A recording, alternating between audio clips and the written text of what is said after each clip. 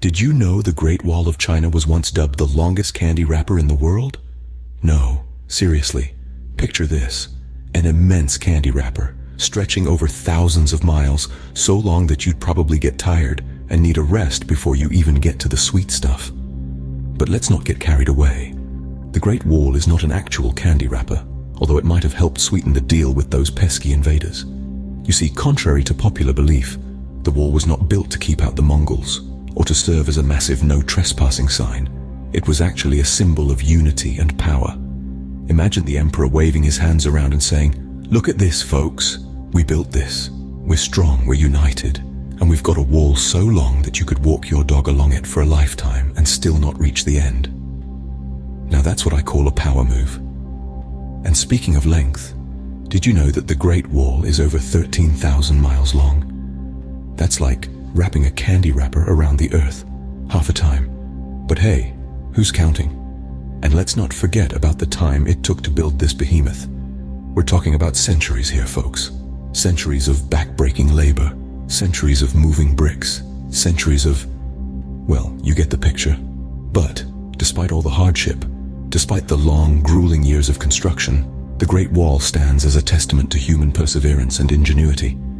It's a symbol not just of China's past, but of its present and future, a testament to the sweet, sweet taste of victory. So, the next time you unwrap a candy bar, spare a thought for those ancient Chinese builders. Scene script. Ever heard of Murphy's Law? Well, the Titanic sure did. Picture this. It's the early 20th century and you're about to set sail on the most luxurious, state-of-the-art ship ever built. You're told it's unsinkable, so naturally you're feeling as secure as a cat in a room full of rocking chairs. This, my friends, is the tale of the Titanic. Now, the Titanic wasn't just any old ship. It was the ship of dreams, the ship of the century, the ship that was supposedly more stable than a grandma's hand knitting a scarf. It was like the Beyoncé of the sea. But, as we all know, even Queen Bey stumbles once in a while. So there it was, the Titanic, showing off all its glory on its maiden voyage.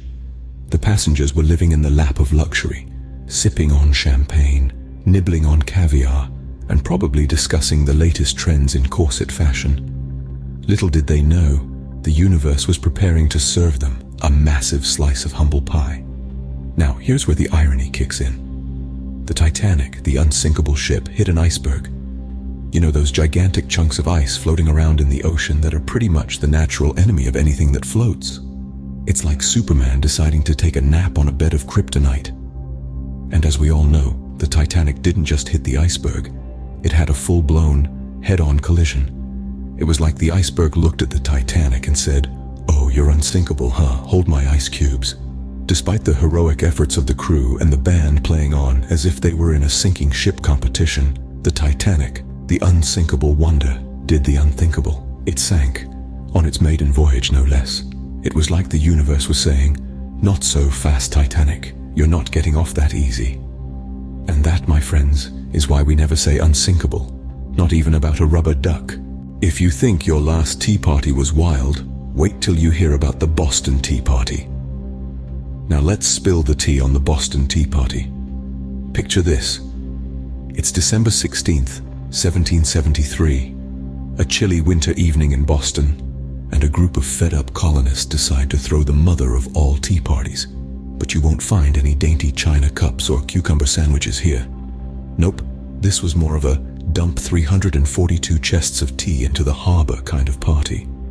Why, you ask? Well, the Brits had slapped a tax on tea and refused to back down.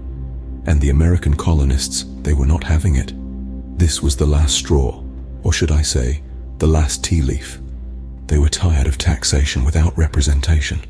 So they did what any reasonable person would do.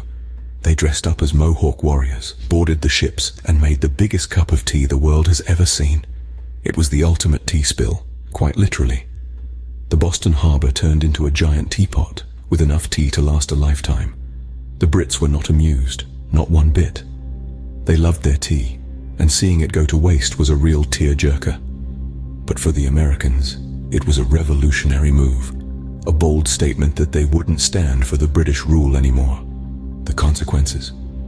Well, let's just say that the relationship between the Brits and the Americans got a bit, shall we say, strained. The British clamped down hard on the colonists, leading to more resentment and ultimately the American Revolution. And all of this over a cup of tea. That's right, folks. The Boston Tea Party was more than just an epic tea spill. It was a turning point in history, a symbol of defiance against unfair laws and governance. So next time you're sipping your tea, remember, it's not just a beverage, it's a symbol of rebellion. How do you turn a historic event into a punchline? Ask Neil Armstrong, the man who took one small step for man and one giant leap for mankind. Or was it a small step for a man? Neil, buddy, we're still trying to figure that one out. Now, we all know the moon landing on July 20th, 1969 was a massive deal. It was the day humans finally got to tick off moonwalk from their universal bucket list. And no, not the Michael Jackson kind. We mean the literal moon dust under your boots kind of moonwalk. But there's a teensy bit of drama that went down when Armstrong first set foot on the lunar surface. You see, he had this epic line planned out. That's one small step for a man, one giant leap for mankind. Sounds pretty cool, right? Except in the heat of the moment, he forgot the A before man. So it came out as, that's one small step for man, one giant leap for mankind. Which, if you think about it, doesn't quite make sense, because man and mankind are pretty much the same thing. So it was like saying, that's one small step for human, one giant leap for humans. A bit redundant, don't you think? Now, Armstrong insisted he said the A, but the audio recordings tell a different story. But hey, who are we to judge? If we were stepping onto the moon for the first time, we'd probably forget our own names. But wait, there's more. There are folks out there who believe we never landed on the moon at all. They say it was all a Hollywood set, with Stanley Kubrick directing. Now that's a plot twist. But whether you believe we landed on the moon, or it was all an elaborate hoax, one thing is clear. Neil Armstrong's misstep in his quote has given us all a good chuckle. And maybe that's the real giant leap for mankind. Making history while also making us laugh. So remember, folks, if you're about to make history, double-check your script. Ever had a cake so good it started a revolution? Now, let's slice into the story of the French Revolution, a time when the people of France decided they'd had their fill of the upper crust and were hungry for change. And who could forget the infamous quote attributed to Marie Antoinette? Let them eat cake. But hold on to your pastries, folks, because plot twist, there's no historical proof she ever actually said that. It's like the 18th century version of fake news. But let's not let a little historical inaccuracy get in the way of a good story. Picture this. France, late 1700s. The country is in a financial slump.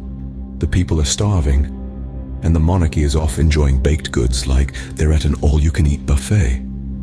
It's enough to make anyone a little crusty, don't you think? So, the people rise up, led by a group who probably wouldn't say no to a good loaf of bread, let alone a cake. They're called the sans-culottes. And no, that doesn't mean they're going around without pants. It literally translates to without breeches. It's a fashion statement, you see, a symbol of their rejection of the fancy pants aristocracy. And thus begins the French Revolution. The monarchy crumbles like a dry scone. The king and queen lose their heads, quite literally. And the people of France get their just desserts. A new republic. It's a messy affair, filled with more drama than a season finale of a reality TV show. But what about the cake, you ask? Well, it remains a symbol, a sweet and fluffy reminder of the disconnect between the monarchy and the common folk. A symbol of the decadence of the aristocracy in the face of widespread poverty. So, the next time you enjoy a slice of cake, remember, it's revolutionary.